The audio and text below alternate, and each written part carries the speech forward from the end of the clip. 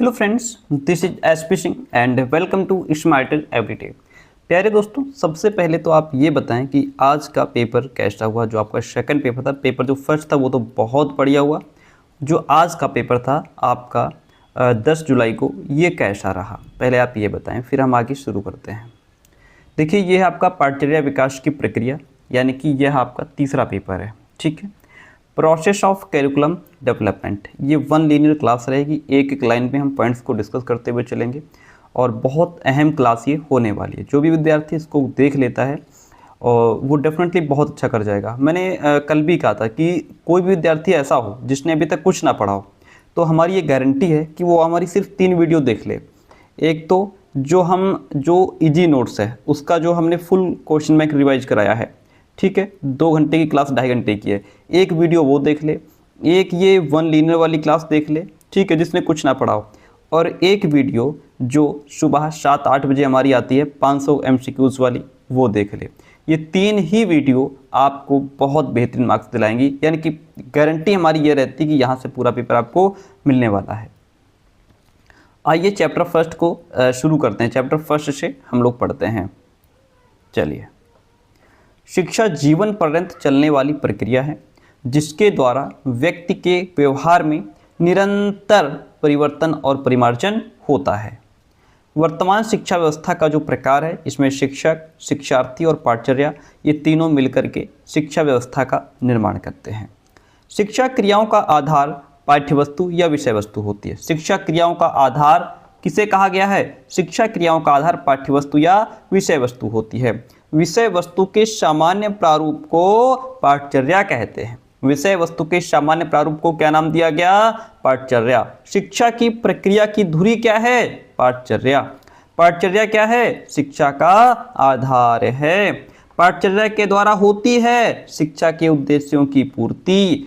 यह पाठचर्या एक ऐसा साधन है जो छात्र और अध्यापक को जोड़ता है। अगर पाठचर्या ना हो तो शिक्षक और शिक्षार्थी बैठ करके क्या करेंगे? सत्यनारायण की कथा तो करेंगे नहीं।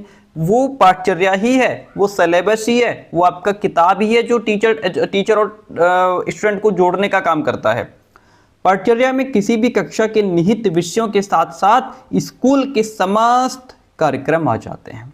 ऐसा नहीं कि जो आपका सिलेबस ऊपर से निर्धारित कर दिया गया वही इसमें इंक्लूड है, नहीं। आपके विद्यालय में होने वाली समस्त एक्टिविटीज इसमें इंक्लूड हो जाती हैं।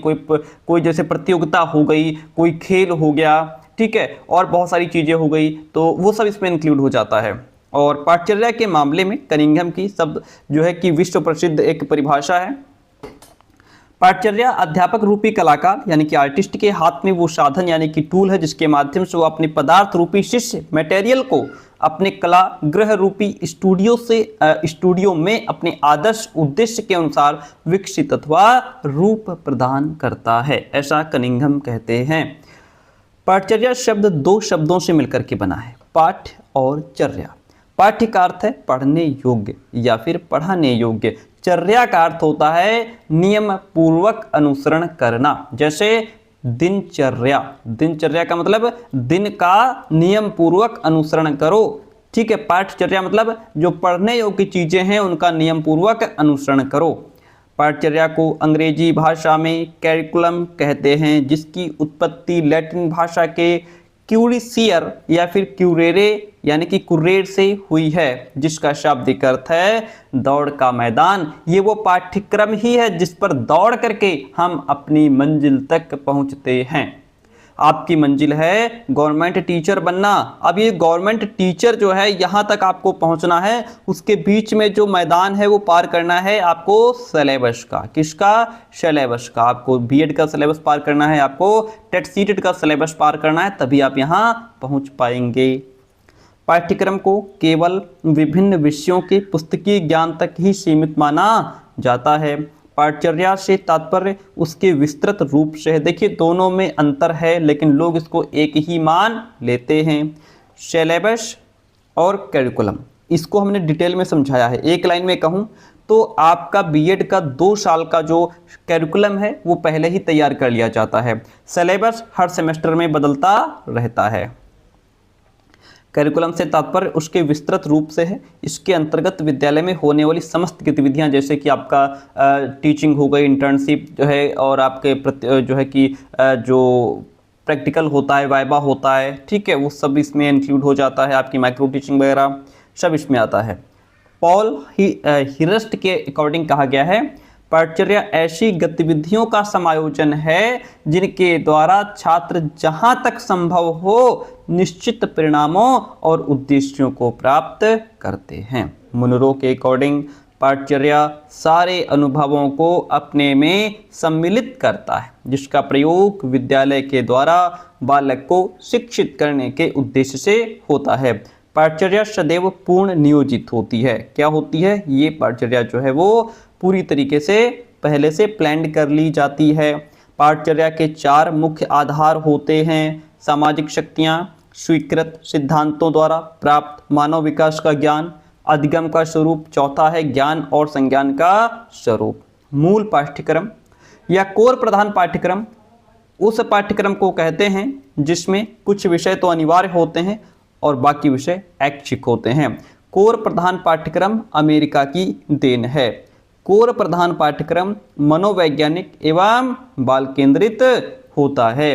प्रच्छन्न पाठचर्या हिडन करिकुलम को किसी शिक्षक की बजाय विद्यालय के द्वारा पढ़ाया जाता है। यहाँ से एक क्वेश्चन आपको जरूर मिलेगा।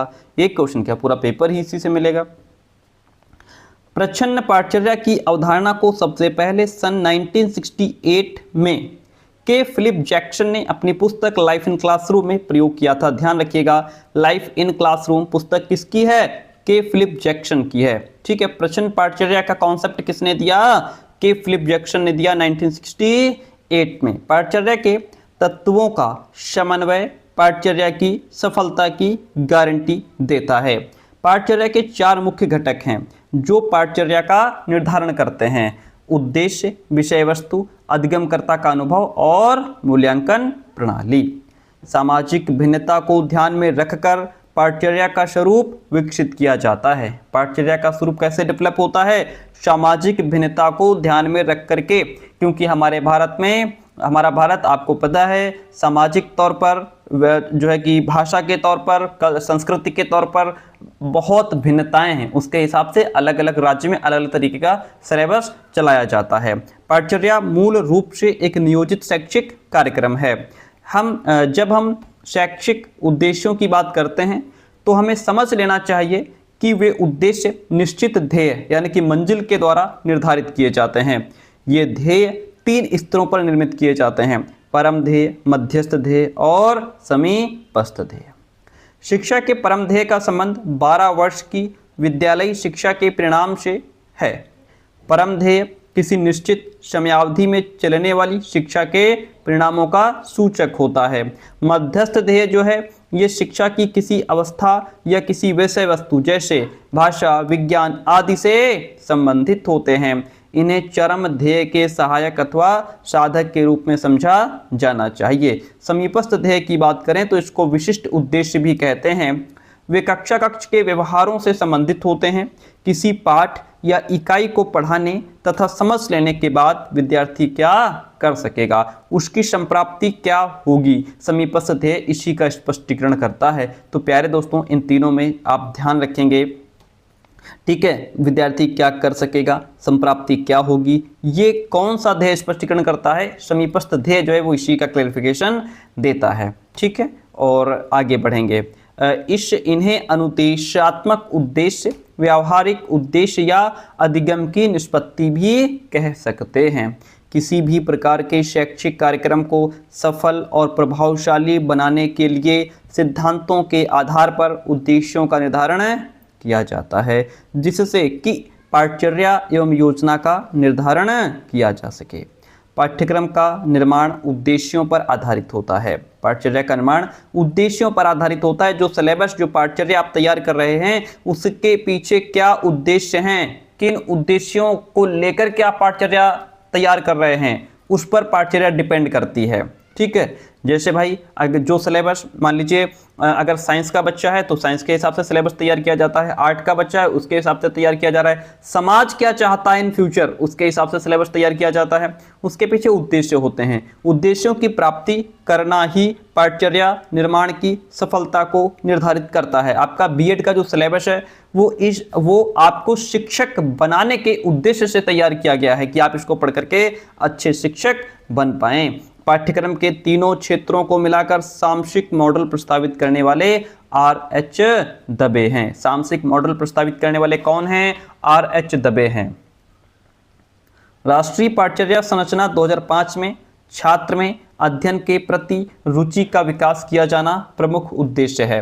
राष्ट्रीय पाठ्यक्रम 2005 में विभिन्न भाषाओं एवं मातृभाषा को उचित स्थान प्रदान कर भाषाई समस्या का समाधान किया गया है। राष्ट्रीय पाठ्यचर्या संरचना 2005 में सामाजिक एकता से संबंधित विषय वस्तु को समाहित कर सामाजिक एकता के विकास में महत्वपूर्ण कदम उठाया गया है। अगला प्रश्न, पाठ्यचर्या के चयन के 3 स्तर होते हैं। क्वेश्चन पूछेगा पाठ्यचर्या के चयन के कितने स्तर होते हैं? 3 होते हैं। कौन कौन से? एक तो विषय वस्तु जिसमें हम क्षेत्र का संकल्पनात्मक प्रारूप आ जाता है, आधारभूत तथ्य संकल्पनाओं का चयन आ जाता है, विषय वस्तु के विशिष्ट बिंदुओं का चयन भी इसमें इंक्लूड हो जाता है। पाठ्यचर्या के लिए विषय वस्तु स्वयं में पर्याप्त होनी चाहिए, जिसके लिए यह आवश्यक है कि चयनित विषय वस्तु सार्थक, स्वयं में पर्याप्त और मितव्ययी होनी चाहिए। पाठ्यचर्या की विषय वस्तु में सार्थकता यानी कि सिग्निफिकेंस होनी चाहिए। पाठ्यचर्या के लिए चयनित विषय वस्तु वैध यानी कि वैलिड होनी चाहिए। पाठ्यचर्या के लिए चयनित विषय वस्तु इंटरेस्टिंग, रुचिकर भी होनी चाहिए। शिक्षार्थी किसी भी विषय वस्तु को तभी सीखते हैं जब उनमें इंटरेस्ट हो, जब उनमें रुचि हो। विषय वस्तु के चयन के पश्चात उसका संगठन करना अति आवश्यक है। पाठ्यचर्या मुख्यतः अधिगम की ही योजना होती है। पाठ्यचर्या क्या है? ये मुख्यतः अधिगम की ही योजना होती है। पाठ्यचर्या संरचना का अंतिम सोपान संपूर्ण प्रक्रिया के उद्देश्यों की प्राप्ति की दृष्टि से मूल्यांकन करना है। हमारा पाठ्यचर्या 2 भागों में विभाजित होता है, एक तो नियोजन, दूसरा क्रियान्वयन। पाठ्यचर्या नीतियों को लागू करने का सारा उत्तरदायित्व विद्यालय और संस्थान पर होता है। पाठ्यचर्या नीतियों को लागू करने का सारा उत्तरदायित्व किसका होता है? शिक्षक का, अभिभावक का, समाज का या फिर विद्यार्थियों का? तो ये विद्यालय और संस्थान का होता है। व्हीलर ने पाठ्यचर्या की संरचना को वृत्ताकार माना है। क्या माना है? वृत्ताकार। ये क्वेश्चन कई बार पूछा गया है। किसने पाठ्यचर्या की संरचना को वृत्ताकार माना है? व्हीलर ने माना है। अर्बन के अनुसार मूल्य वह है जो मानव इच्छाओं की तुष्टि करें। दृश्य श्रव्य सामग्री बालकों को सीखने के लिए राजमार्ग यानी कि हाईवे का काम करती है। मोसमैन ने अधिगम अनुभवों के वर्गीकरण में महत्वपूर्ण योगदान दिया है। किसने? मोसमैन ने अधिगम अनुभवों के वर्गीकरण में महत्वपूर्ण योगदान दिया है। पाठ्यक्रम के मूल्यांकन में अधिकांशतः गुणात्मक रूप में मापन होता है। पाठ्यक्रम के मूल्यांकन में अधिकांशतः किस रूप में मापन होता है? तो यह गुणात्मक रूप में होता है। Point to be noted. विज्ञान बालकों में सूक्ष्म निरीक्षण एवं विश्लेषण की शक्ति उत्पन्न करता है। फिलिप एवं टेलर ने पाठ्यक्रम के क्रियात्मक पक्ष का अध्ययन किया है। फिलिप एवं टेलर ने पाठ्यक्रम के किस पक्ष का अध्ययन किया है? क्रियात्मक पक्ष का अध्ययन किया है। कैरिकुलम प्रोसेस पुस्तक किसने लिखी है भैया? व्हीलर की है। कैरिकुलम प्रोसेस पुस्तक किसकी है? व्हीलर की है। नेक्स्ट चैप्टर आपसे कहता है किसी भी शैक्षिक प्रक्रिया के 3 पहलू होते हैं। कौन कौन? 3 पहलू होते हैं। नंबर 1 तो शिक्षा क्यों, शिक्षा कैसे और शिक्षा में क्या। Why of education, how of education, what of education. अब इसमें शिक्षा क्यों का संबंध किससे है? पॉइंट को समझते चलिए, बहुत इंपॉर्टेंट चीज़ आप पढ़ रहे हैं, बहुत इंपॉर्टेंट। शिक्षा क्यों, शिक्षा क्यों का संबंध शिक्षा के उद्देश्यों से होता है कि क्यों आप शिक्षा ग्रहण कर रहे हैं। What is the aim behind this. शिक्षा कैसे का संबंध शिक्षण विधियों से होता है। आपको शिक्षा कैसे दी जा रही है, यानी कि किन मेथड्स का यूज़ करके आपको शिक्षा दी जा रही है या आप शिक्षा ग्रहण कर रहे हैं। शिक्षा में क्या का संबंध शिक्षा के पाठ्यक्रम से होता है, जो शिक्षा आप ग्रहण कर रहे हैं उसमें आप क्या ग्रहण कर रहे हैं, व्हाट, आप क्या पढ़ रहे हैं, सिलेबस आपका क्या है, ये चीज़ें होती हैं। इस प्रकार पाठ्यक्रम का सीधा संबंध शिक्षा के उद्देश्य और शिक्षण विधियों से होता है। पाठ्यक्रम औपचारिक शिक्षा का एक महत्वपूर्ण भाग माना जाता है। औपचारिक शिक्षा केवल विद्यालय, कॉलेज, विश्वविद्यालय आदि में ही संभव है। ऐसी शिक्षा के लिए पाठ्यक्रम का निर्माण उस समय की आवश्यकताओं और परिस्थितियों के आधार पर होता है। औपचारिक शिक्षा यानी कि जो हम विद्यालय में ग्रहण करते हैं, जो हम सचेत होकर के ग्रहण करते हैं, जिसमें हमारा समय, स्थान, सब कुछ, सिलेबस सब कुछ निश्चित होता है। और अनौपचारिक जो हम पर जीवन पर्यंत सीखते रहते हैं। शिक्षण अधिगम प्रक्रिया, टीचिंग लर्निंग प्रोसेस के द्वारा ही विद्यार्थी अपना सर्वांगीण विकास भी कर पाता है। प्रभावशाली शिक्षण वह है जिससे अधिकांश शिक्षण उद्देश्यों की प्राप्ति की जा सके, अर्थात अधिक से अधिक अधिगम हो सके। B.O. स्मिथ महोदय का कहना है कि शिक्षण को प्रभावशाली बनाने के लिए उसके विभिन्न चरों एवं उनके कार्यों का सही ज्ञान होना आवश्यक है। शिक्षण की प्रकृति सामाजिक एवं मनोवैज्ञानिक दोनों ही तथा ये कला और विज्ञान दोनों है। क्या टीचिंग की बात यहाँ पे हो रही है। जो टीचिंग प्रोसेस है इसके 3 चर होते हैं, वेरिएबल्स, शिक्षक, छात्र और पाठ्यवस्तु। शिक्षक, छात्र और पाठ्यवस्तु। शिक्षण के चरों के कार्यों की समानता चिकित्सक के कार्यों से की जाती है। शिक्षण के कार्यों का स्रोत चिकित्सक की क्रियाएं मानी जाती हैं। शिक्षण चरों को 3 प्रमुख क्रियाएं करनी होती हैं। एक तो निदान, जिसको हम डायग्नोसिस कहते हैं, उपचार जिसको हम प्रिस्क्रिप्शन कहते हैं, मूल्यांकन जिसको हम इवैल्यूएशन कहते हैं। शिक्षण प्रक्रिया में शिक्षक स्वतंत्र चर, छात्र आश्रित चर तथा पाठ्यवस्तु हस्तक्षेप चर इसमें होते हैं। आगे बढ़िए। प्रभावशाली शिक्षण के लिए शिक्षक सबसे पहले निदानात्मक काम करता है। निदानात्मक में हम बच्चे की जो प्रॉब्लम है वो प्रॉब्लम क्यों है, उसके पीछे क्या कारण है, प्रॉब्लम कहाँ से आई, बच्चा क्यों नहीं समझ पा रहा, ये सारे निदान करते हैं पहले, जिससे कि हमारी जो टीचिंग है वो इफ़ेक्टिव हो सके। उपचार में क्या होता है कि सीधा उसका उपचार कर दिया जाता है, कि आखिर जो प्रॉब्लम है उसका सॉल्यूशन कर दिया जाता है। उपचारात्मक कार्य का प्रमुख उद्देश्य छात्रों के व्यवहार में अपेक्षित परिवर्तन लाना होता है। मूल्यांकन कार्य का उद्देश्य उपचारात्मक कार्य की प्रभावशीलता की जांच करना होता है। मूल्यांकन का मानदंड उद्देश्यों की प्राप्ति माना जाता है। ठीक है, उद्देश्यों की प्राप्ति माना जाता है मूल्यांकन का मापदंड या मानदंड। शिक्षण को त्रिपक्षीय प्रक्रिया भी कहा जाता है। इसकी संरचना के 3 प्रमुख पक्ष होते हैं। कौन कौन से। एक तो शिक्षण में संकेत एवं चिन्ह, sign and symbols in teaching. शिक्षण की भाषा विज्ञान प्रक्रिया, लिंग्विस्टिक प्रोसेस ऑफ टीचिंग। शिक्षण का तर्क, द लॉजिक ऑफ टीचिंग। ये 3 जो हैं ये क्या होते हैं, इसकी ये संरचना के 3 प्रमुख पक्ष होते हैं। अगला चैप्टर आपके सामने कहता है कि पाठ्यक्रम विकास का सर्वाधिक महत्वपूर्ण अभिकरण कौन है, शिक्षक है। शिक्षकों में ज्ञान, अनुभव तथा व्यावसायिक उत्तरदायित्व की प्रबल भावना होती है, जो पाठ्यक्रम नियोजन में शक्ति का स्रोत सिद्ध करती है। शिक्षक का छात्र, विद्यालय और उनसे संबंधित सभी पक्षों से भावनात्मक संबंध होता है। कैसा होता है, भावनात्मक संबंध होता है। पाठ्यक्रम का वास्तविक कार्यात्मक रूप कक्षा में ही प्रदान किया जाता है।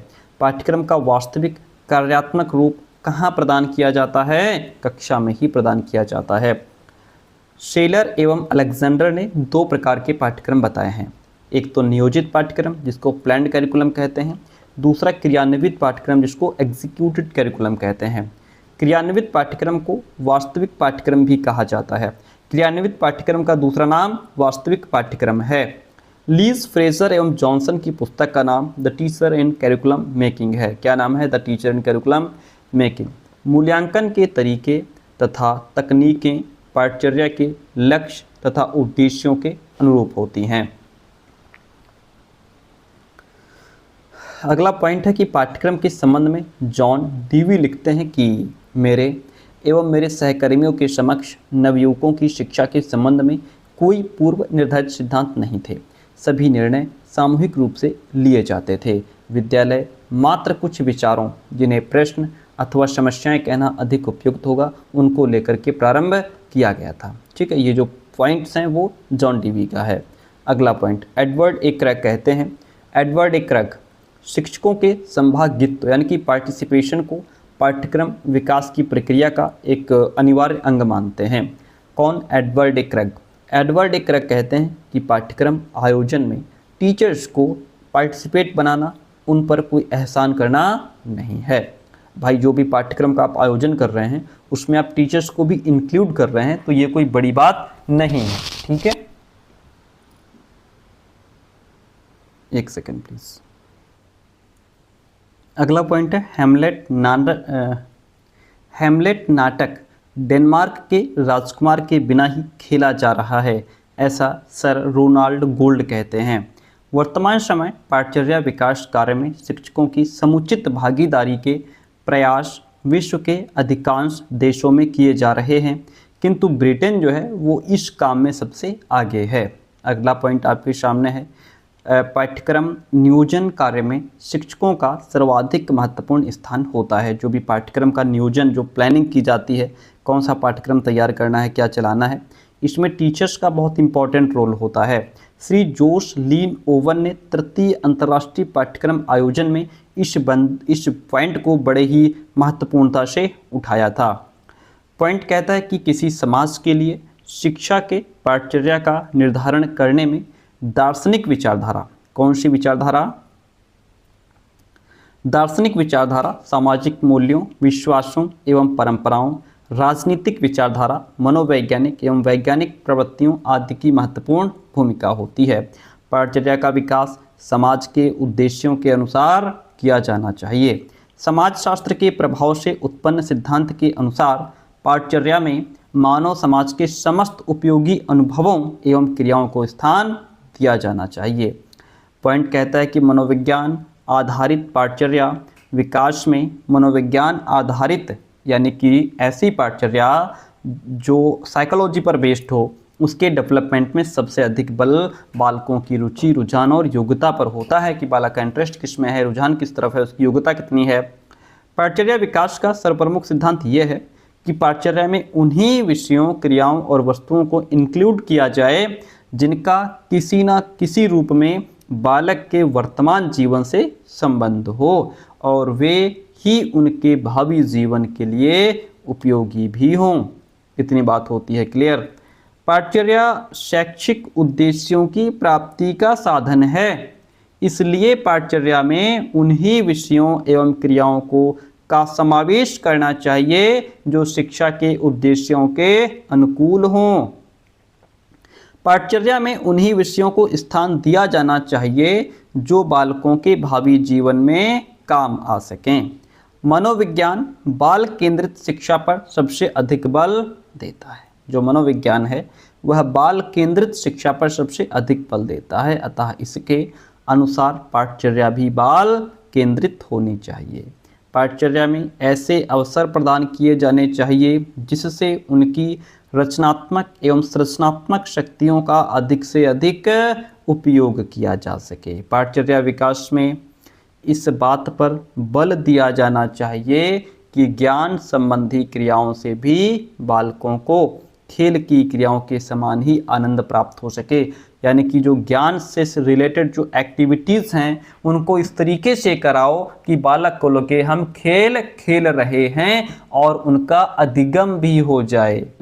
रायबर्न के अकॉर्डिंग स्टेटमेंट है, बालक जो कुछ विद्यालय से सीखता है उसके द्वारा उसमें ऐसी योग्यता आनी चाहिए कि वह जीवन की जो भी सर्कमस्टांसेस, परिस्थितियां होती हैं, उनसे अनुकूलन कर सके, उनसे लड़ सके, आवश्यकता पड़ने पर परिस्थितियों में परिवर्तन ला सके, उनका सामना कर सके। इस ऐसा सिखाओ बालकों को। पाठचर्या के अंतर्गत मानव जाति के अनुभवों की पूर्णता निहित होनी चाहिए। क्रो एवं क्रो का कथन है, पाठचर्या का विकास इस प्रकार से किया जाना चाहिए जिससे वह बालकों को उत्तम आचरण के आदर्शों की प्राप्ति में सहायता कर सके। यहाँ तक बात क्लियर होती है। पाठचर्या का निर्माण इस प्रकार किया जाना चाहिए जिससे प्रारंभ से ही बालक अपने जीवन में लोकतांत्रिक पद्धति को ग्रहण और धारण कर सके। पाठचर्या निर्माण में विकास की सतत प्रक्रिया का ध्यान रखना अनिवार्य होता है। वर्तमान भारत में लोकतंत्रीय शासन व्यवस्था को स्वीकार किया गया है। लोकतंत्रीय व्यवस्था के सुदृढ़ीकरण के लिए नागरिकों में जनतंत्रीय भावना का अधिक से अधिक विकास होना चाहिए। पाठचर्या के निर्धारण में इस बात का विशेष ध्यान रखना चाहिए कि उसमें सम्मिलित किए जाने वाले विभिन्न विषय एक दूसरे से संबंधित हों। इसका तात्पर्य यह है कि एक विषय की शिक्षा दूसरे विषय की शिक्षा का आधार बन सके। आगे बढ़ेंगे। एएन व्हाइटेड के अकॉर्डिंग कहा गया है पाठचर्या शिक्षा जीवन की 3 अवस्थाओं कौतूहल, यथार्थता और सामान्यीकरण के अनुरूप होनी चाहिए। इस दृष्टि से पाठचर्या ऐसी होनी चाहिए जो बालकों को यथार्थ ज्ञान दे सके और जिससे वे वास्तविक जीवन में सफल भी हो सकें। ठीक है।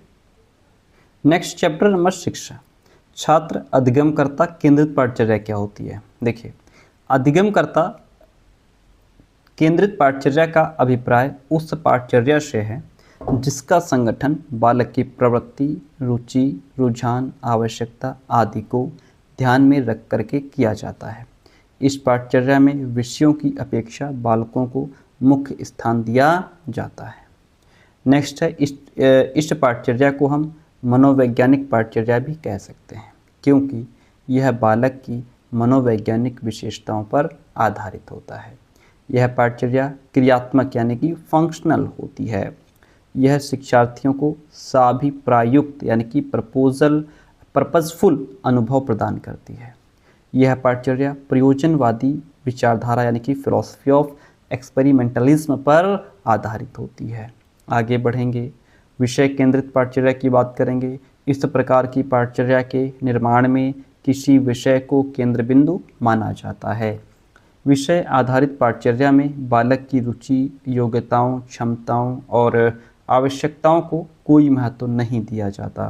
ध्यान दीजिएगा, जो विषय केंद्रित पाठचर्या है इसमें बालक की रुचि, योग्यता, क्षमता को महत्व नहीं दिया जाता। विषय केंद्रित यानी कि सिर्फ सब्जेक्ट पर फोकस होता है। होने के कारण इस प्रकार के पाठचर्या का मुख्य उद्देश्य पुस्तकीय ज्ञान, बुकिश नॉलेज और पुस्तकीय पाठचर्या, बुकिश करिकुलम की पूर्णता होती है। पूरा जो ध्यान है वो सब्जेक्ट पर होता है।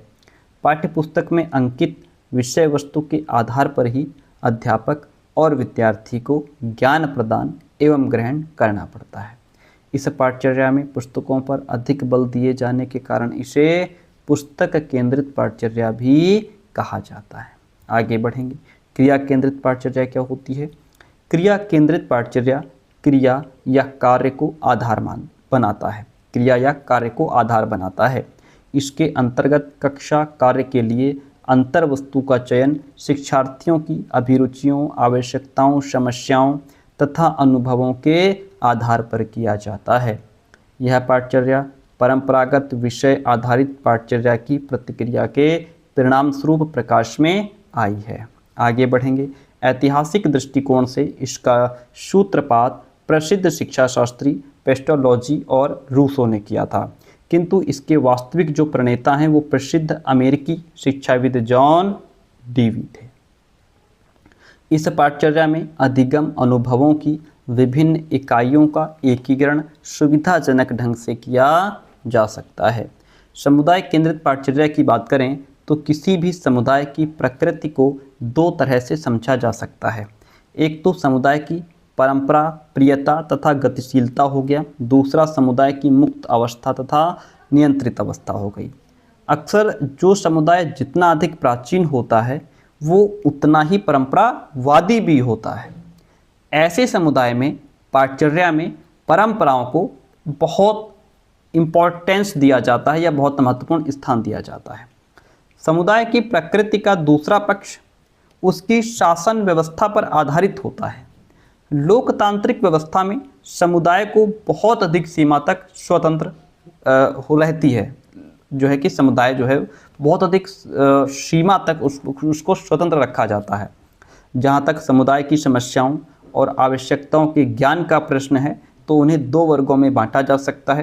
पहला तथ्यों से संबंधित और दूसरा मूल्यों से संबंधित। चैप्टर 7 हमारा यहाँ से शुरू होता है। देखिए, पाठचर्या उपागम क्या है? पाठचर्या उपागम एक योजना है जिसका अपने छात्रों को अधिगम अनुभव अर्थात क्रियाएं प्रदान करने के लिए अध्यापक अनुकरण करते हैं।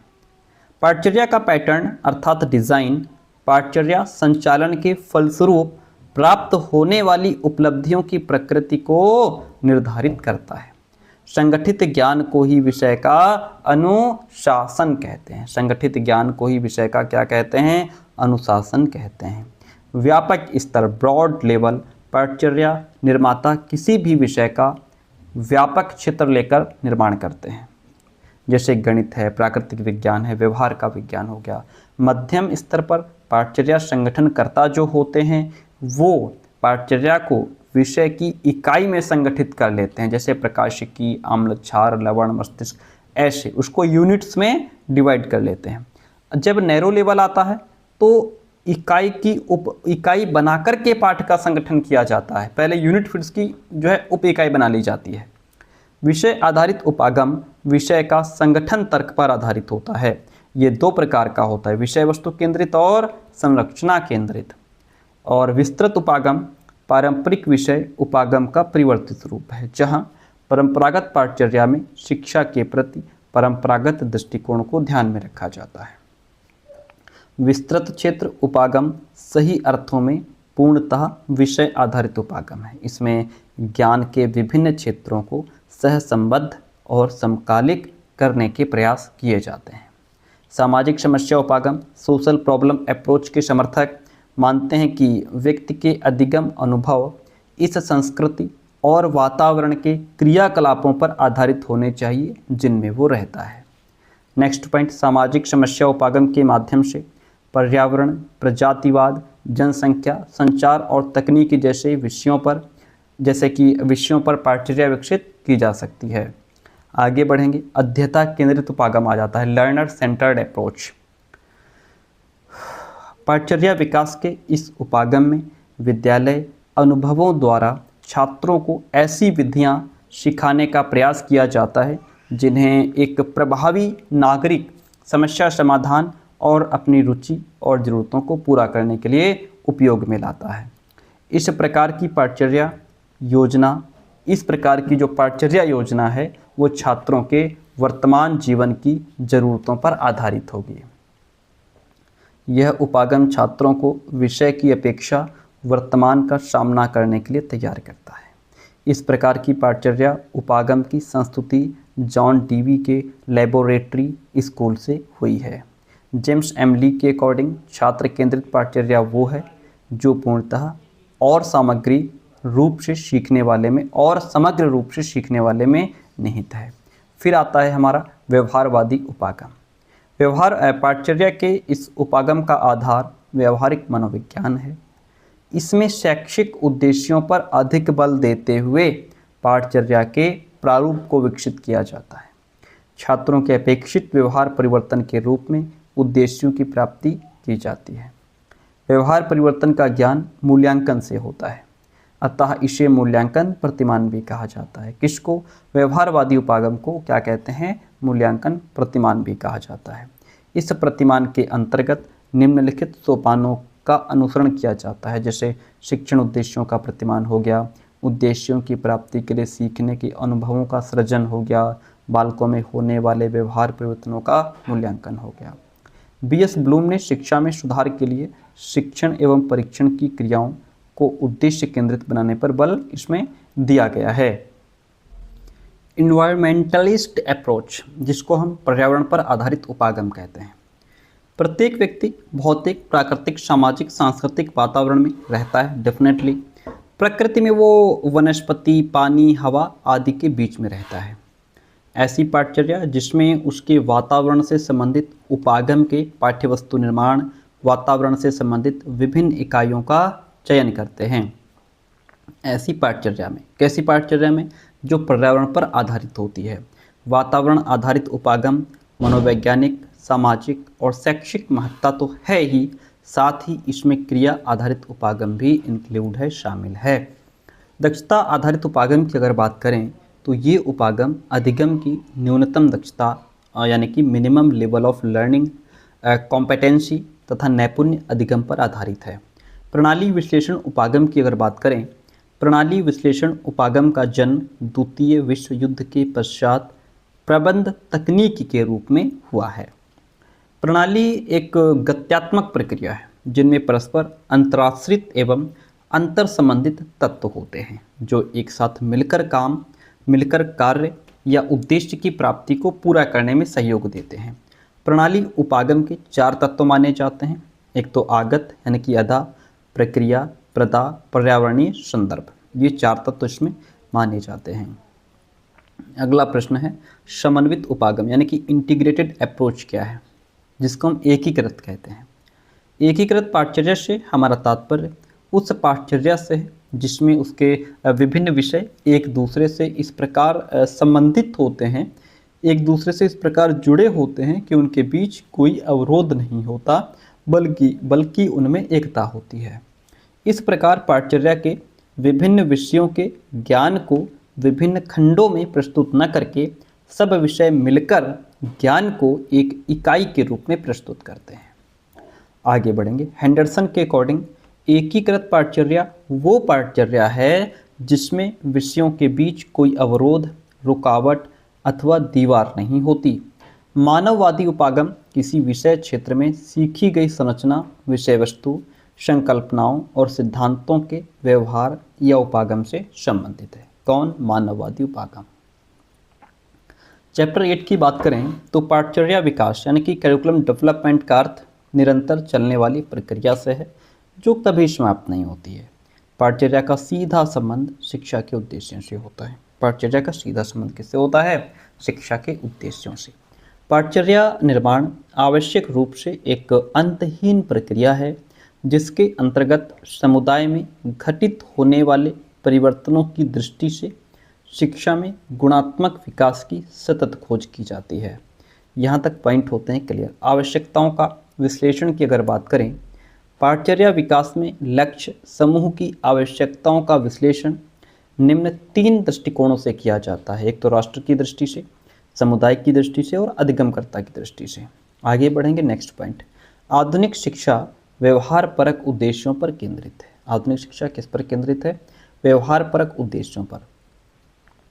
पाठचर्या विकास के समय भी पाठचर्या की आवश्यकता का विश्लेषण करने के बाद उसके उद्देश्य निर्धारित किए जाते हैं जिनका निर्धारण संज्ञानात्मक, भावात्मक और क्रियात्मक पक्ष के आधार पर होता है। पाठचर्या के विकास के दौरान उद्देश्यों के स्पष्टीकरण के पश्चात आगत तत्वों का विश्लेषण किया जाता है जिसके अंतर्गत विषय वस्तु, रचनाकाल, उपलब्ध संसाधन तथा मूल्यांकन विधियों का विश्लेषण किया जाता है। नेक्स्ट पॉइंट है हमारा संपूर्ण पाठचर्या के निर्माण तथा क्रियान्वयन के बाद उसकी जांच की जाती है जिसे संरचनात्मक और योगात्मक मूल्यांकन के द्वारा ही किया जा सकता है। अगला चैप्टर 9 है हमारा। जेम्स एम ली के अकॉर्डिंग पाठचर्या के नियोजन में 6 नियोजन तत्व अपनी भूमिका निभाते हैं। कितने? 6। आयोजन या प्रकल्प यानी डिजाइन हो गया, क्षेत्र स्कोप हो गया, अनुक्रम सीक्वेंस हो गया, सातत्य कंटिन्यूटी हो गया, संतुलन अथवा विस्तार यानी कि बैलेंस और रेंज हो गया, एकीकरण यानी कि इंटीग्रेशन हो गया। पाठचर्या नियोजन पाठचर्या विकास प्रक्रिया की सोच या संकल्पना का ही एक चरण माना जाता है और पाठचर्या के नियोजन की प्रक्रिया व्यवस्थित रूप से उस व्यवस्था का संकेत देती है कि क्या पढ़ाया जाएगा, किसे पढ़ाया जाएगा और कैसे पढ़ाया जाएगा। 1949 में गल्फ टॉलर ने 4 सरल चरणों में पाठचर्या संरचना की प्रक्रिया को 4 प्रश्नों या तर्क को सुलझाने का एक तरीका बताया है।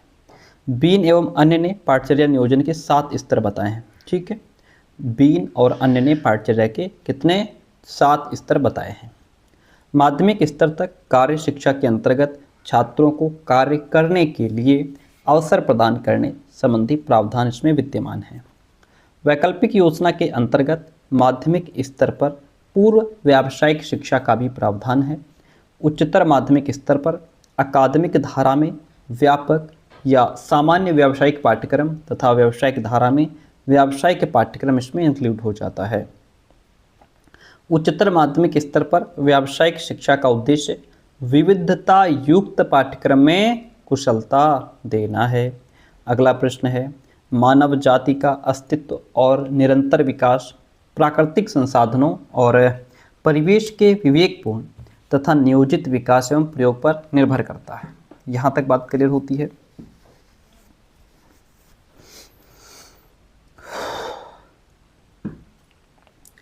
पाठचर्या का कार्यान्वयन एक जटिल प्रक्रिया है। कार्यान्वयन का मतलब किसी चीज़ को अपने व्यवहार में लाना, उस पर काम करना। इसमें वो सभी सम्मिलित हैं जो शिक्षार्थियों की शिक्षा में मुख्य भूमिका निभाते हैं। पाठचर्या को विद्यालयों में डेवलप, संचालित और प्रस्तावित किया जाता है। पाठचर्या के कार्यान्वयन में अनुभवों का समुच्चय सम्मिलित है। पाठचर्या क्रियान्वयन के लिए विद्यालय ही ऐसी एजेंसियां हैं जो पाठचर्या को संचालित करती हैं और छात्रों के विकास में भी सीधे सीधे जुड़ी होती हैं।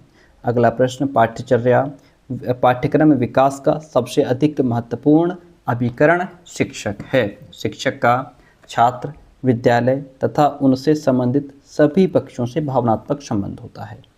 सेलर एवं अलेक्जेंडर ने दो प्रकार के पाठ्यक्रम बताए हैं, एक तो नियोजित पाठ्यक्रम, दूसरा क्रियान्वित पाठ्यक्रम। एक तो प्लान्ड करिकुलम हो गया, दूसरा एग्जीक्यूटेड करिकुलम हो गया। अगला चैप्टर है, चैप्टर 10 कहता है, देखिए शिक्षा क्या है, एक सौदेशीय प्रक्रिया है। शिक्षा के पीछे एक उद्देश्य होता है और पाठचर्या इन उद्देश्यों की पूर्ति का महत्वपूर्ण साधन है। पाठचर्या के माध्यम से ही उन उद्देश्यों की पूर्ति होगी। पाठचर्या के उद्देश्यों का निर्धारण कुछ मूल्यों को लेकर के किया जाता है जिन्हें पाठचर्या का आधार माना जाता है। पाठचर्या विकास की प्रक्रिया में 3 पक्षों पर ध्यान देना होता है। कौन कौन से हैं वो 3 पक्ष? एक तो होता है आपका समाज, सोसाइटी, व्यक्ति, इंडिविजुअल, सांस्कृतिक विरासत यानी कि कल्चरल हेरिटेज। एस.टी. जॉनसन ने अपनी पुस्तक फाउंडेशंस ऑफ करिकुलम में दर्शन शास्त्र को जीवन की आधारभूत समस्याओं के समाधान के लिए अध्ययन योग्य विषय के रूप में परिभाषित किया है। दर्शन जिसका संबंध जीवन बोध तथा जीवन मूल्यों से है, पाठचर्या का एक मुख्य आधार भी है। पाठचर्या का संगठन शिक्षा के उद्देश्यों को प्राप्त करने के लिए किया जाता है। पाठचर्या का संगठन किस लिए किया जाता है? पाठचर्या का संगठन शिक्षा के उद्देश्यों को प्राप्त करने के लिए किया जाता है। शिक्षा के उद्देश्य हमें दर्शन द्वारा ही प्राप्त होते हैं। किसके द्वारा? दर्शन के द्वारा ही प्राप्त होते हैं। पाठचर्या का मुख्य आधार दर्शन ही है, जिसके अभाव में पाठचर्या निष्प्राण हो जाती है। आदर्शवाद के अनुसार पाठचर्या का मुख्य आधार मानव विचार और आदर्शों की पूर्णता है। आदर्शवाद के अनुसार पाठचर्या में साहित्य, कला, संगीत, भाषाएं, भूगोल, इतिहास, विज्ञान और गणित ये रखे जाने चाहिए, ऐसा आदर्शवाद कहता है। आपसे क्वेश्चन पूछ लेगा कि ये जो पाठचर्या में विषय रखे जाएं वो किसके अनुसार कहा गया है, तो ये आदर्शवाद के अकॉर्डिंग ये विषय होने चाहिए। फ्रांसीसी दार्शनिक रूसो को प्रकृतिवाद का प्रवर्तक माना जाता है। प्रकृतिवादी पाठचर्या की रचना बालक की प्रकृति एवं रुचियों, योग्यताओं के आधार पर की जाती है। प्रयोजनवादी दार्शनिक ईश्वर एवं आध्यात्मिक तत्व के स्थान पर व्यक्ति में विश्वास करते हैं और मानव की शक्ति के महत्व को भी स्वीकार करते हैं। प्रयोजनवादी पाठचर्या उपयोगिता, रुचि, अनुभव तथा एकीकरण के सिद्धांत पर आधारित होता है।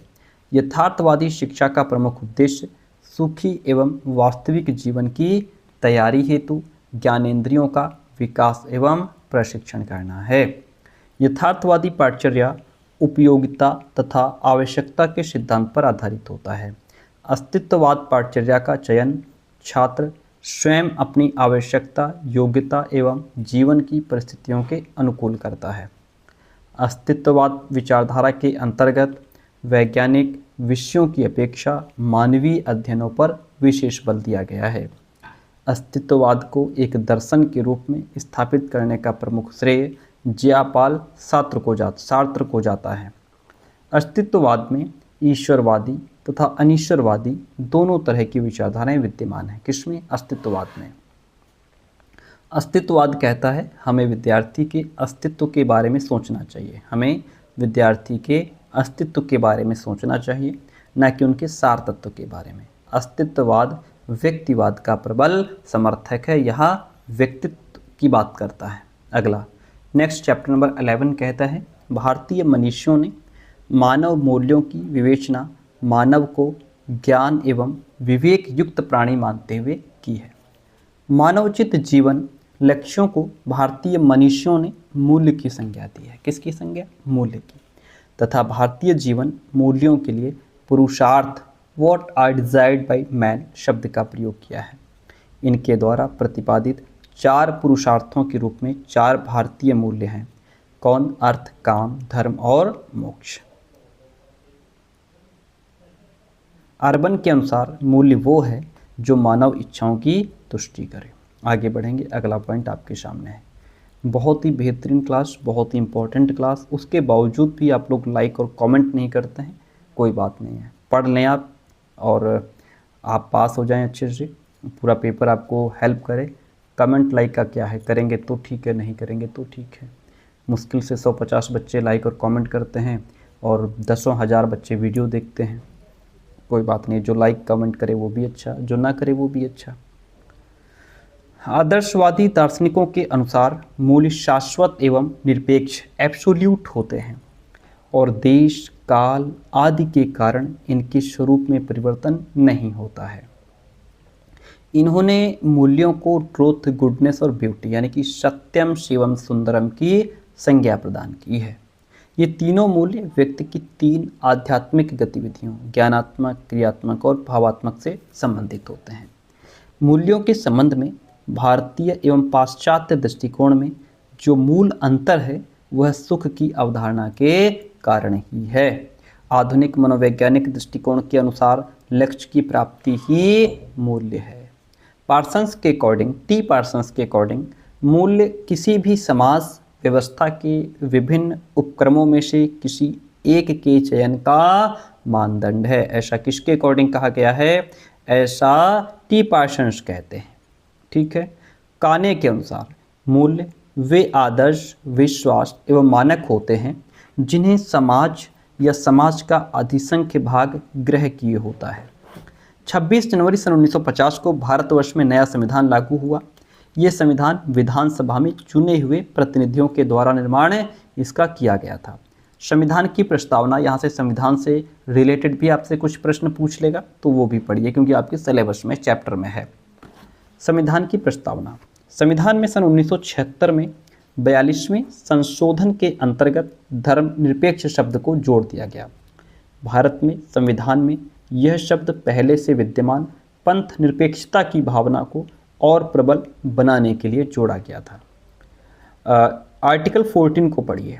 आर्टिकल 14 क्या कहता है? आर्टिकल 14 कहता है विधि के समक्ष समानता के अधिकार की बात करता है। इसके अंतर्गत विभिन्न धर्मों के सभी लोगों को एक समान माना जाएगा। कहा गया है कि राज्य द्वारा भारत के राज्य क्षेत्र में किसी व्यक्ति को विधि के समक्ष समता से या विधियों के समान संरक्षण से वंचित नहीं रखा जाएगा। ऐसा किसमें कहा गया है? ऐसा आर्टिकल 14 में कहा गया है। आर्टिकल 15 क्या कहता है?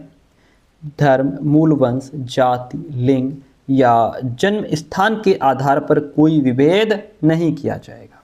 इस धारा के अनुसार भारत का कोई भी राज्य भारत के नागरिक के विरुद्ध केवल धर्म आदि के आधार पर कोई विभेद नहीं करेगा।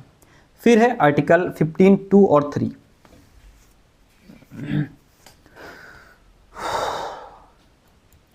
आर्टिकल 15(2) और 3 की बात करेंगे। देखिए, सार्वजनिक स्थानों पर आने जाने की समानता का यहाँ पे अधिकार बात की गई है। 15(2) कहता है इसके अंतर्गत सभी व्यक्तियों को बिना किसी भेदभाव के व्यवसायों, सार्वजनिक भोजनालयों, होटलों और सार्वजनिक मनोरंजन के स्थानों में प्रवेश का अधिकार है।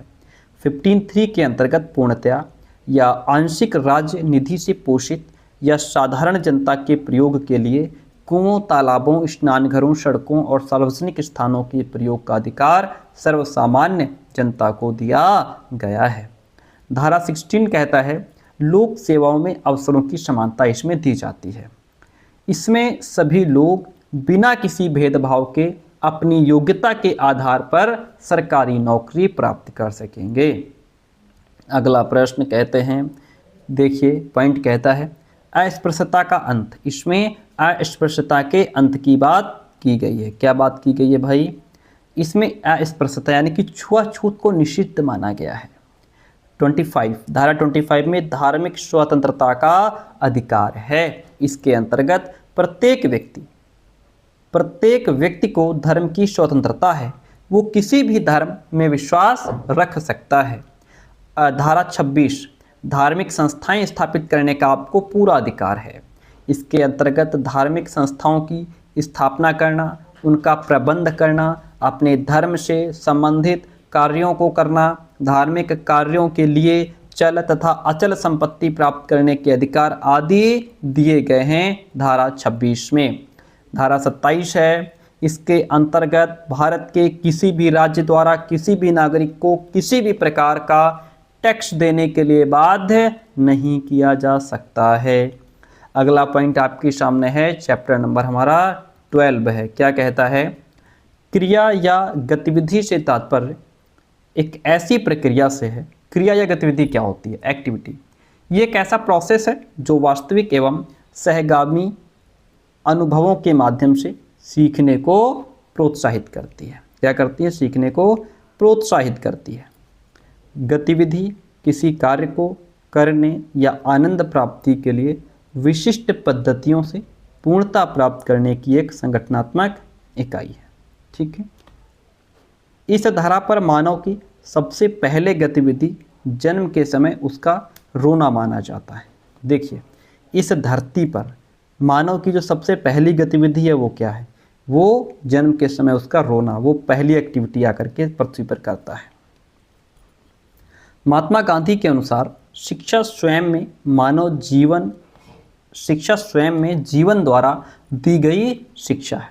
Education has to be life itself and through life. बुनियादी शिक्षा में उद्योगों को स्थान दिया गया। बुनियादी शिक्षा में किसको? उद्योगों को स्थान दिया गया। और बालक के क्रांतिक विकास पर भी पूर्ण ध्यान देने को कहा गया है। बुनियादी शिक्षा में क्रिया, खोज और वार्तालाप के तत्व निहित हैं। बुनियादी शिक्षा का आधार पूर्णतः मनोवैज्ञानिक है। कैसा है? पूर्णतः मनोवैज्ञानिक है। तो इस प्रकार गांधी जी ने भारतीय संस्कृति के कर्म यानी श्रम को अपनी शिक्षा में स्थान देकर के शिक्षा पद्धति को एक नई दिशा दी, क्योंकि उन्होंने अपनी शिक्षा में किसको? कर्म को, शिल्प कला को, हस्त उत्पादक कार्य को बहुत इंपॉर्टेंस दिया। तो ये जो काम का इंपॉर्टेंस है, श्रम की महत्ता, गांधी जी ने शिक्षा में उद्योग धंधों को द्वारा इस प्रतिष्ठापित की। टैगोर शिक्षा को बालकों के सर्वांगीण विकास का साधन मानते हैं। टैगोर के विचार में क्रिया और खोज के द्वारा शिक्षा के कॉन्सेप्ट इसमें विद्यमान हैं। टैगोर ने कहा था, छात्रों के सम्मुख विद्यमान यथार्थ वस्तुओं के संपर्क से उनके अवलोकन तथा तर्क शक्ति का विकास होता है। टैगोर ने यह तक कहा, पुस्तकों का परित्याग कर जीवित मानव का अध्ययन ही शिक्षा है। किसका? पुस्तकों का परित्याग कर जीवित मानव का अध्ययन ही शिक्षा है, ऐसा टैगोर कहते हैं। कौन कहते हैं? ऐसा टैगोर कहते हैं। टैगोर ने हस्तशिल्प की व्यवस्था भी पाठ्यक्रम में करते हुए एक्टिविटी को उन्होंने भी क्या किया है? इम्पोर्टेंस दिया है। टैगोर का विचार है कि वही ज्ञान स्थायी रूप से बालकों के मस्तिष्क में रह सकता है जो कि उनके स्वयं के प्रयत्न और सेल्फ स्टडी और जो उनकी सेल्फ थिंकिंग है उससे उनको प्राप्त हुआ हो, वही स्थायी रह सकता है। हम जितना पढ़ा दें, यदि आप उस पर मनन नहीं करेंगे, चिंतन नहीं करेंगे तो भूल जाएंगे।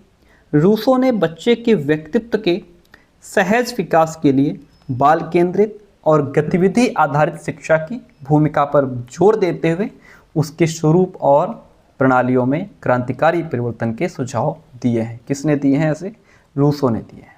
ठीक है, यहाँ तक होती है बात क्लियर। आगे बढ़ते हैं। नेक्स्ट पॉइंट आपके सामने है।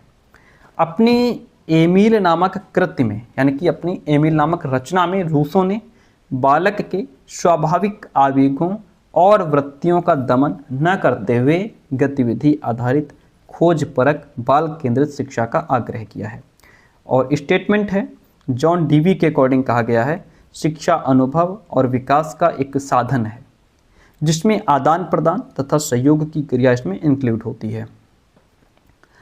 पढ़ोगे तो आगे तुम्हारे काम आएगा, इसके बदले जो सीखते रहोगे तुम्हारे काम आता रहेगा। किसका सिद्धांत है? ये जॉन डीवी का सिद्धांत है। किसका सिद्धांत है? जॉन डीवी का सिद्धांत है। जॉन डीवी के विचार प्रयोगवाद पर आधारित थे, जिससे प्रगतिशील शिक्षा को बढ़ावा मिला, जिसमें करके सीखने लर्निंग बाय डूइंग पर जोर दिया जाता था। उन्होंने खोज पर आधारित अधिगम की वकालत की, जिसका केंद्र बिंदु सक्रियता व कार्य आधारित अधिगम अनुभवों पर था। नेक्स्ट चैप्टर है पाठचर्या प्रतिमान का अर्थ। पाठचर्या के स्वरूप से है। पाठचर्या प्रतिमान का अर्थ क्या है? पाठचर्या के स्वरूप से है। पाठचर्या प्रतिमान का स्वरूप शैक्षिक लक्ष्यों पर आधारित होता है। समय परिवर्तन एवं सामाजिक परिवर्तन के साथ साथ शिक्षा के लक्ष्यों में भी परिवर्तन होता रहता है। समय परिवर्तन और सामाजिक परिवर्तन के साथ साथ शिक्षा के लक्ष्यों में भी परिवर्तन होता रहता है। पाठचर्या में 3 तथ्यों उद्देश्य, प्रक्रिया एवं परिस्थिति को अधिक महत्व दिया जाता है। आगे बढ़ेंगे। पाठचर्या प्रतिमानों को प्रमुख रूप से 3 वर्गों में विभाजित किया जा सकता है। एक तो उद्देश्य या मूल्यांकन प्रतिमान, प्रक्रिया प्रतिमान और परिस्थिति प्रतिमान। ये 3 वर्गों में इसको विभाजित किया जा सकता है। अगला पॉइंट कहता है, देखिए कि पाठचर्या के उद्देश्य प्रतिमान का आधार व्यावहारिक मनोविज्ञान है। इसमें शैक्षिक उद्देश्यों पर अधिक बल देते हुए पाठचर्या के प्रारूप को डेवलप किया जाता है। इसे मूल्यांकन प्रतिमान भी कहा गया है। पाठचर्या के प्रक्रिया प्रतिमान में प्रोसेस को ज़्यादा इम्पोर्टेंस दिया जाता है। इसके अंतर्गत पाठ्यवस्तु की सहायता से मानवीय गुणों को डेवलप करने का प्रयास किया जाता है। इस पाठचर्या को मानववादी भी कहा जाता है। पाठचर्या के परिस्थिति प्रतिमान के अंतर्गत शिक्षा एवं पाठचर्या को प्रभावित करने वाली परिस्थितियों को महत्व प्रदान किया जाता है। यहाँ तक बात होती है क्लियर। बहुत अहम पॉइंट्स, एक एक पॉइंट रटने वाला है। इसमें प्रणाली विश्लेषण यानी कि सिस्टम एनालिसिस उपागम का प्रयोग करके परिस्थितियों का विश्लेषण किया जाता है। हिल्दा ताबा के जमीनी प्रतिमान के अंतर्गत पाठचर्या के निर्माण के लिए अभिभावकों, अध्यापकों, छात्रों और विभिन्न समुदायों विशेष को भी इसमें सम्मिलित किया जाता है। ठीक है, किसके अंतर्गत? हिल्दा ताबा के जमीनी प्रतिमान की बात यहाँ पे हो रही है। ऐसा माना जाता है कि ये जो हिल्दा ताबा का जमीनी प्रतिमान है, यह प्रतिमान लोगों का, लोगों के द्वारा, लोगों के लिए प्रतिमान है। ठीक है, ये लाइन बहुत इंपॉर्टेंट है, ध्यान रखिएगा। हम बढ़ते हैं नेक्स्ट पॉइंट की तरफ। अगला पॉइंट है, हिल्दा ताबा ने अपने व्यापक मूल्यांकन पाठचर्या प्रतिमान के 4 प्रमुख सोपानों का उल्लेख किया है, जिसमें उद्देश्यों का निर्धारण, शिक्षण अधिगम क्रियाओं के लिए प्रमाण, अधिगम को प्रभावित करने वाले घटकों के लिए प्रमाण, उद्देश्यों से संबंधित छात्रों के व्यवहारों के लिए प्रमाण इसमें सम्मिलित है। जमीनी प्रतिमान का अर्थ यह है कि शिक्षा प्रक्रिया में आने वाली सभी प्रकार की कठिनाइयों का मुख्य कारण पहचान कर उन्हें दूर करने की कोशिश की जाती है। किसमें? जमीनी प्रतिमान के अंतर्गत। आगे बढ़ेंगे। जमीनी प्रतिमान को बाल केंद्रित प्रतिमान भी माना जाता है। यह प्रतिमान हर प्रकार से बालक की आवश्यकताओं के इर्द गिर्द रहता है। प्रशासनिक प्रतिमान का प्रतिपादन गैलेन सेलर ने किया है। प्रशासनिक प्रतिमान का प्रतिपादन गैलेन सेलर ने किया है। इस प्रतिमान के द्वारा ही पाठचर्या का उचित प्रबंधन किया जा सकता है, क्योंकि पाठचर्या के विकास में प्रशासनिक प्रतिमान को एक तकनीक के रूप में प्रयोग किया जाता है। प्रतिदर्शन प्रतिमान को प्रशिक्षण का परंपरागत प्रतिमान भी कहा जाता है। मैं फिर कह रहा हूँ, बहुत इंपॉर्टेंट लाइन है, रट करके जाना। प्रदर्शन प्रतिमान को प्रशिक्षण का परंपरागत प्रतिमान भी कहा जाता है। इस प्रतिमान का प्रतिपादन टॉयलर के द्वारा किया गया था। प्रदर्शन प्रतिमान का प्रतिपादन टॉयलर के द्वारा किया गया था। प्रदर्शन प्रतिमान का प्रयोग आमतौर पर निम्न और सामान्य श्रेणी के बालकों के लिए किया जाता है। प्रदर्शन प्रतिमान को ज्ञानात्मक और क्रियात्मक पक्ष के मध्य का मार्ग भी माना जाता है। यहाँ तक बात करें, हम अब लास्ट यूनिट पे हैं, यूनिट नंबर 4 पे, चैप्टर नंबर 14 पे, ठीक है। और बहुत मेहनत लगती है आप तक ये वीडियोस पहुँचाने में, गला बैठ जाता है, कंटिन्यू पढ़ाना होता है। और उसके बाद भी अगर आप लाइक ना करें, आप कमेंट ना करें, आप अपने दोस्तों तक शेयर ना करें, तो थोड़ा ठीक नहीं लगता है। प्लीज़ लाइक करें, शेयर करें, कमेंट करें, ठीक है। चैप्टर 14 है आपका, यूनिट नंबर 4 का। कहता है कि पाठचर्या प्रारूप शब्द अंग्रेजी के शब्द करिकुलम प्रारूप या डिज़ाइन का हिंदी रूपांतरण होता है। पाठचर्या प्रारूप, डिज़ाइन को प्रारूप कहा गया है। पाठचर्या प्रारूप का शाब्दिक अर्थ है पाठचर्या की व्यवस्थित रूपरेखा, जिसमें पाठचर्या के निर्माण से मूल्यांकन तक की प्रक्रिया का क्रमिक विवरण होता है। पाठचर्या प्रारूप शब्द का जब प्रयोग किया जाता है तो इसका प्रयोग एक प्रक्रिया यानी प्रोसेस को इंडिकेट करता है, जैसे पाठचर्या निर्माण की प्रक्रिया। जब इसका प्रयोग संज्ञा की तरह किया जाता है तो ये उस प्रक्रिया के परिणामस्वरूप आए उत्पाद को इंगित करता है, जैसे पाठचर्या प्रारूप। आगे बढ़ेंगे। पाठचर्या प्रारूप के 5 प्रमुख तत्व या घटक हैं, जैसे शिक्षार्थी एवं समाज के विषय में मान्यताओं का एक संरचनात्मक ढांचा हो गया, लक्ष्य और उद्देश्य हो गया, विषय वस्तु का चयन, उसका क्षेत्र विस्तार और क्रम हो गया, क्रियान्वयन की विधि हो गई, मूल्यांकन हो गया। यहाँ तक बात क्लियर है। अगला, पाठचर्या प्रारूप जो है मुख्यतः 3 भागों में विभाजित किया जाता है। विषय केंद्रित प्रारूप, विद्यार्थी केंद्रित प्रारूप और समस्या केंद्रित प्रारूप। सब्जेक्ट सेंटर्ड डिज़ाइन हो गया, लर्नर सेंटर्ड हो गया और प्रॉब्लम सेंटर्ड हो गया। पाठचर्या के विषय केंद्रित प्रारूप के अंतर्गत विभिन्न विषयों को केंद्र में रखा जाता है, क्योंकि नाम ही इसका विषय केंद्रित है, तो क्या होता है, सब्जेक्ट्स को केंद्र में रखा जाता है। विद्यार्थी केंद्रित प्रारूप मुख्यतः विद्यार्थियों की रुचि एवं आवश्यकता को केंद्र में रख करके बनाया जाता है। अगला पॉइंट आपसे कहता है, किसी वास्तविक या उपकल्पित समस्या को केंद्र में रखकर पाठ्यवस्तु को संगठित करने के लिए जब पाठचर्या प्रारूप का निर्माण किया जाता है तो इसे समस्या केंद्रित पाठचर्या प्रारूप कहा जाता है, ठीक है। D.K. व्हीलर ने अपनी पुस्तक करिकुलम प्रोसेस में पाठ्यक्रम प्रक्रिया की विस्तृत विवेचना की है। अब आप यहाँ पे पॉइंट ये भी याद रखिएगा कि करिकुलम प्रोसेस नामक पुस्तक जो है वो D.K. व्हीलर की है। व्हीलर के अनुसार पाठचर्या संरचना के प्रमुख 5 सोपान या पद होते हैं। सीखने की प्रक्रियाओं के दौरान छात्र जो अनुभव अर्जित करता है वे अधिगम अनुभव कहलाते हैं। पाठचर्या संरचना का अंतिम सोपान संपूर्ण प्रक्रिया के उद्देश्यों की प्राप्ति की दृष्टि से मूल्यांकन करना है। पाठचर्या मूल्यांकन का अर्थ पाठचर्या के विभिन्न घटकों, उद्देश्यों, विषय वस्तु, विधियां, छात्रों की जांच के लिए मूल्यांकन पद्धति के मूल्यांकन से है। पाठचर्या मूल्यांकन का उद्देश्य पाठचर्या के पुनर्निवेश को संचित करना और उसके प्रयोग में पाठचर्या में सुधार लाना भी है। यहाँ तक बात क्लियर होती है। चैप्टर 15 आपके सामने है। चैप्टर कहता है पाठचर्या शिक्षण अधिगम प्रक्रिया में धुरी का काम करती है, सेंटर का काम करती है। जो टीचिंग लर्निंग प्रोसेस होता है उसमें सेंटर में पाठचर्या होती है, उसके अकॉर्डिंग बच्चों को पढ़ाया जाता है।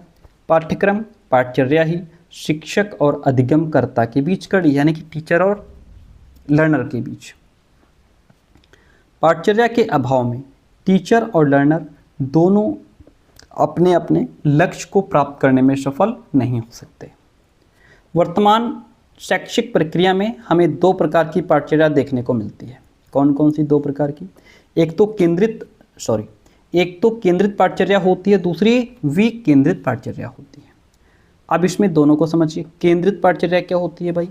वो पाठचर्या जिसके निर्माण, योजना, प्रक्रिया इत्यादि के समस्त निर्णय एक राष्ट्रीय केंद्रीय कार्यालय द्वारा लिए जाते हैं, जिसे सामान्यतः हम केंद्रीय शिक्षा मंत्रालय भी कहते हैं।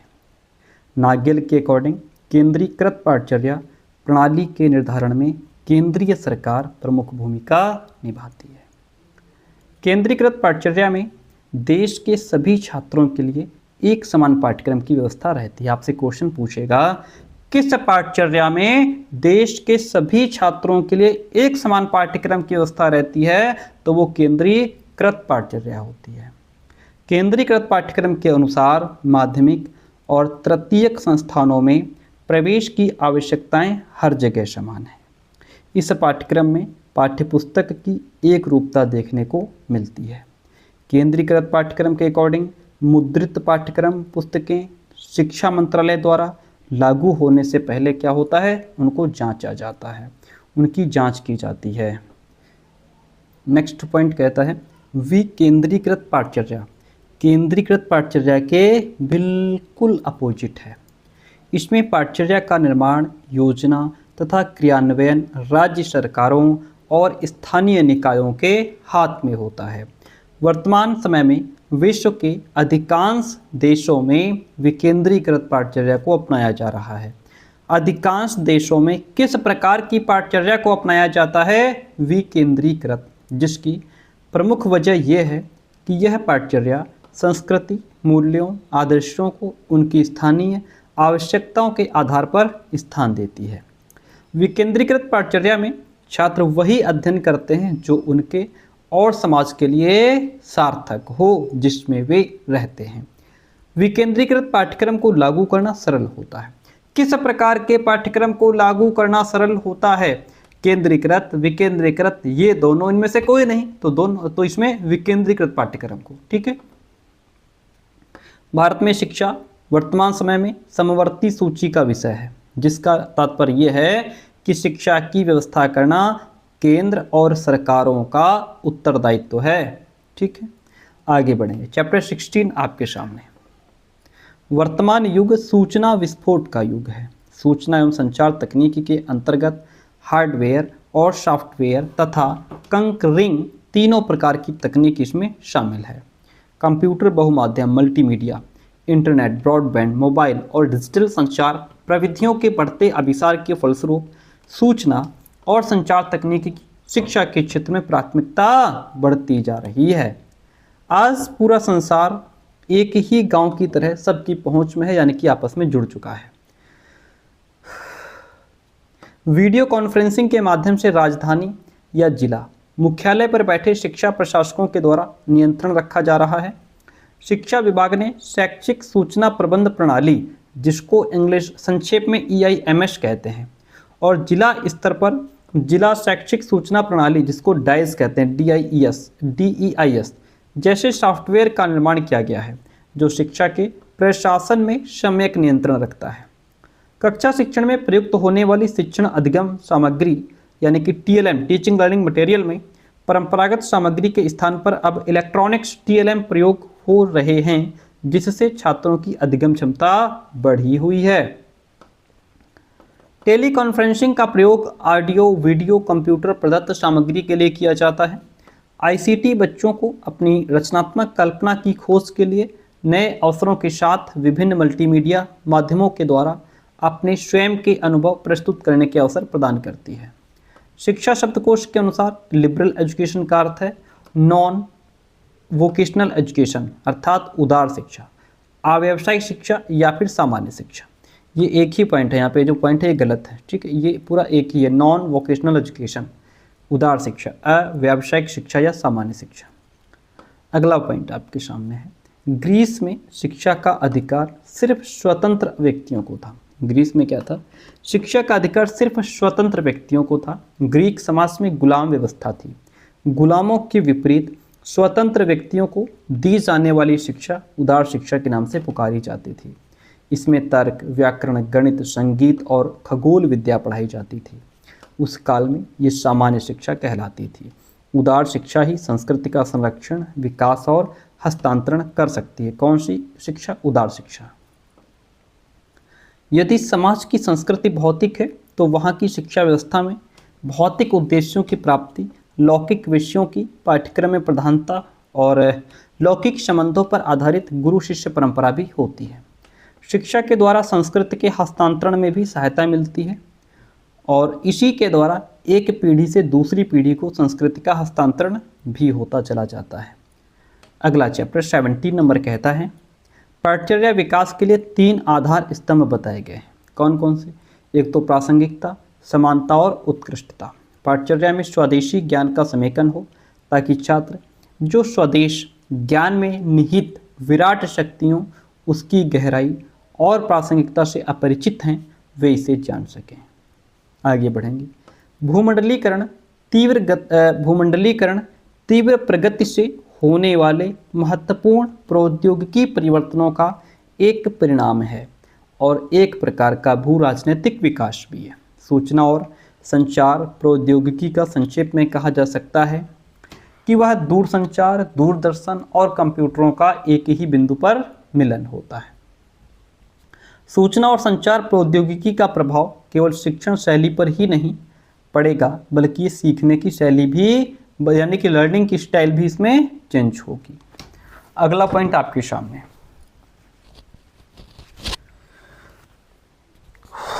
अगला पॉइंट कहता है हाल ही में मंजूर की गई प्रधानमंत्री कौशल विकास योजना PMKVY युवाओं के कौशल प्रशिक्षण के लिए एक प्रमुख योजना है।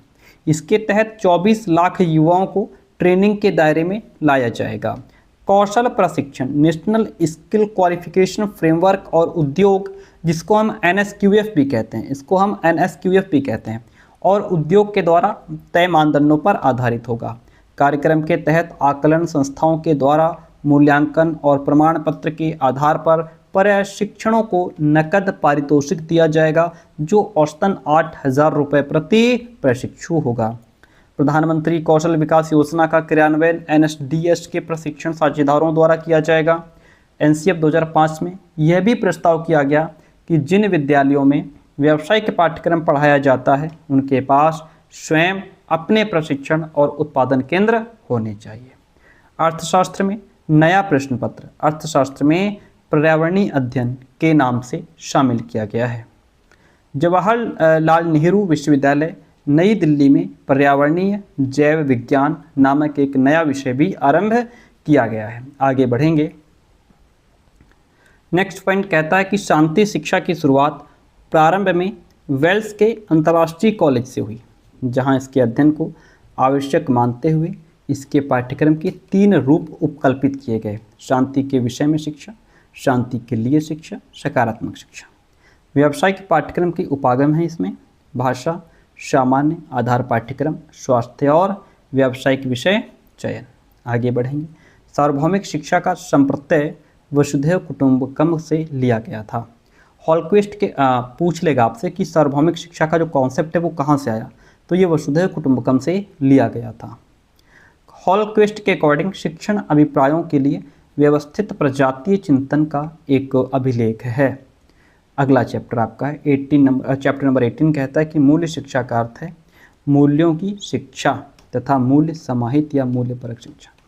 JS वर्मा समिति ने मूल्यों के संबंध में सिफारिशें दी है। किसने सिफारिशें दी भैया? JS वर्मा समिति ने मूल्यों के संबंध में सिफारिशें दी। NCERT द्वारा स्कूली शिक्षा के लिए पंचमूल सूत्र तैयार किए गए हैं, जैसे सफाई, सच्चाई, समानता, सहयोग और श्रम।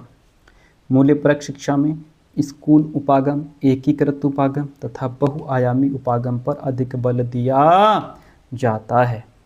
आज की लास्ट 2 लाइनें आपके समक्ष। मूल्य शिक्षा, और उसके बाद भी अगर आप लाइक और कमेंट ना करें, हमारी मेहनत को लाइक ना करें तो भी ठीक है, कोई बात नहीं। मूल्य शिक्षा से अभिप्राय है जिसमें हमारे नैतिक, सामाजिक, सांस्कृतिक और आध्यात्मिक मूल्य समाहित हों। श्रम गरिमा का अर्थ है श्रम गरिमा की महत्ता को स्वीकार करना।